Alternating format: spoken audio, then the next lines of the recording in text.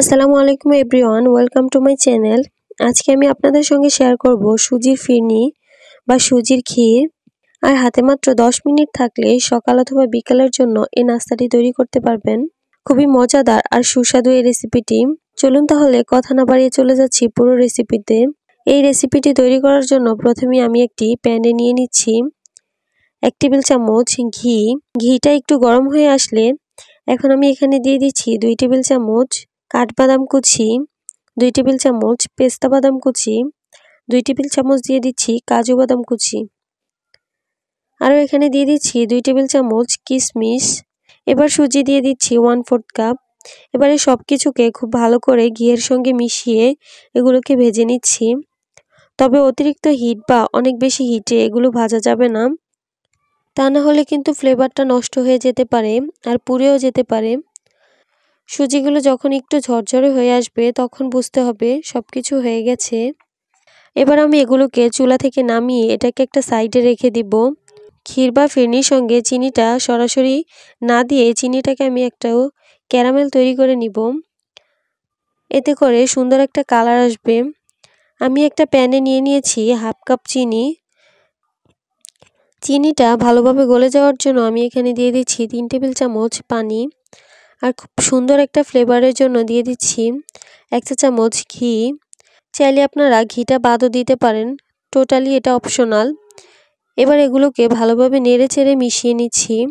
অনবরত নেড়েচেড়ে চিনিটাকে ভালোভাবে গলে যাওয়া পর্যন্ত অপেক্ষা করতে হবে। চিনিটা গলে যখন কালার আসা শুরু করবে তখন আমি এখানে দিয়ে দিচ্ছি 1 লিটার দুধ। দুধটাকে আমি জাল করে ঘন করে নিয়েছি।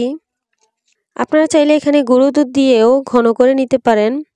ক্যারামেলের উপর দুধটা দেওয়ার সঙ্গে সঙ্গে কিন্তু নাড়াচাড়া করে নিতে হবে। দেখুন খুব সুন্দর একটা কালার চলে এসেছে। চিনির ক্যারামেল গলে যাওয়ার পর 2 মিনিট জাল করে নিব।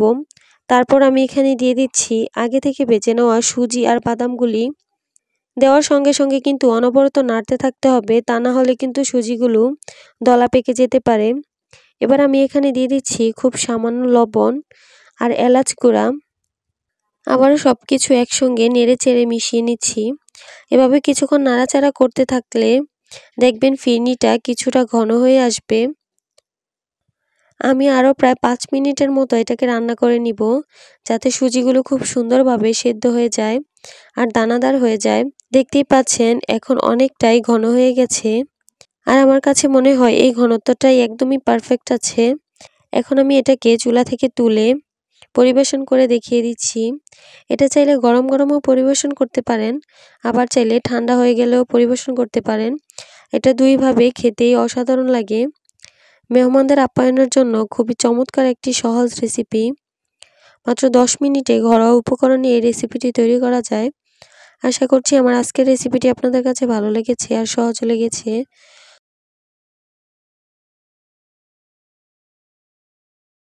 আজকে আমি আপনাদের সঙ্গে শেয়ার করব সকাল অথবা বিকেলের নাস্তার জন্য খুবই মজাদার একটা রেসিপি। যারা একটু কম তেলে নাস্তা খেতে পছন্দ করেন, আজকের রেসিপিটি তাদের খুবই ভালো লাগবে। ঘরে থাকা আটা, আলু আর সামান্য কিছু উপকরণে মজাদার নাস্তাটি তৈরি হয়ে যাবে। আপনারা চাইলে কিন্তু নাস্তাটা বাচ্চাদের টিফিনেও দিতে পারেন। আশা করছি আমার আজকের রেসিপিটি আপনাদের কাছে খুবই ভালো লাগবে আর সহজও লাগবে। তাহলে আর কথা না বাড়িয়ে চলে যাচ্ছি পুরো রেসিপিতে। প্রথমে আমি একটা মিক্সিং বোলে নিয়ে নিচ্ছি 1 কাপ আটা। আপনারা কিন্তু এখানে চাইলে আটার পরিবর্তে ময়দাও ব্যবহার করতে পারেন। দিয়ে দিচ্ছি এখানে 1/2 চা চামচ লবণ অথবা স্বাদ মতো। এরপর এখানে দিয়ে দিচ্ছি আমি 1 টেবিল চামচ তেল। আটার সঙ্গে আমি এই সব কিছুকে একটু হাত দিয়ে ভালোভাবে মিশিয়ে নিচ্ছি। সবকিছু যখন ভালোভাবে মিশিয়ে নেওয়া হয়ে যাবে তখন আমি এখানে অল্প অল্প করে পানি দিয়ে একটা ডো তৈরি করে নিব। আমি এখানে রুম টেম্পারেচারে থাকা পানি নিয়েছি। পানির পরিমাণটা আমি ঠিক বলতে আপনারা দেখে একটু বুঝে নিতে হবে। পানিটা কারো কম বা বেশিও লাগতে পারে। নর্মালি আমরা রুটি পরোটা তৈরি করার সময় ঠিক যেভাবে ডোটা তৈরি করি এটাও ঠিক সেরকমই হবে। তবে একসঙ্গে পানি না মিশিয়ে অল্প অল্প করে যদি ডোটা তৈরি হয় তাহলে ডোটা কিন্তু একদমই পারফেক্টভাবে তৈরি করা হবে। পানির পরিমাণটা বেশি হওয়ার কোনো ভয় থাকবে না। যখন দেখবেন এর মধ্যে কোনো শুকনো আটা, ময়দা লেগে থাকে না, তখনই বুঝতে হবে এখানে পানির দরকার নেই। আমার এটা এখন তৈরি করা হয়ে গেছে। এবার আমি ঢাকনা দিয়ে ঢেকে রেখে দিব 10 মিনিটের জন্য। এই 10 মিনিটের মধ্যে এটা বেশ মসৃণ আর সফট হয়ে যাবে। এরই মধ্যে আমি আলুর পুরটা তৈরি করে নিব। একটা প্যানে আমি নিয়ে নিচ্ছি 2 টেবিল চামচ তেল।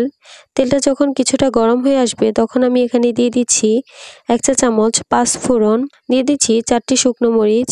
এবার আমি পাঁচফোড়নটার মরিচটাকে একটু ভেজে নিচ্ছি। চুলার আঁচটাকে আমি একদমই কমিয়ে রেখেছি।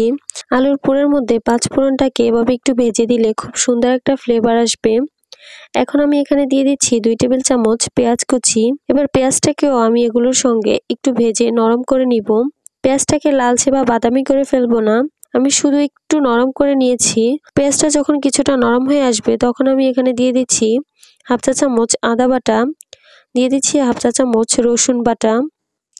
আদা রসুনের কাঁচা ভাবটা দূর হয়ে যাওয়ার জন্য আমি এগুলোকে কিছুক্ষণের জন্য নেড়ে নিচ্ছি।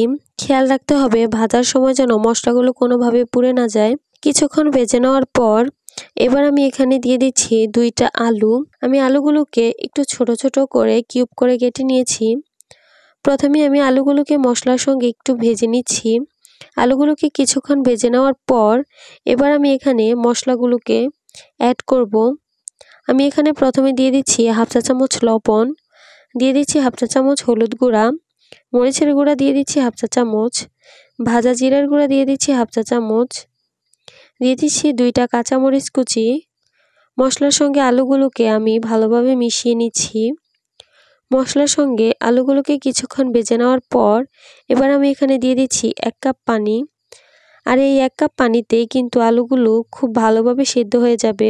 পানির পরিমাণটা এভাবে দিতে হবে যাতে আলুগুলো সিদ্ধ হয়ে যায় আর একদমই পানি পানি না থাকে, একদমই শুকিয়ে যায়।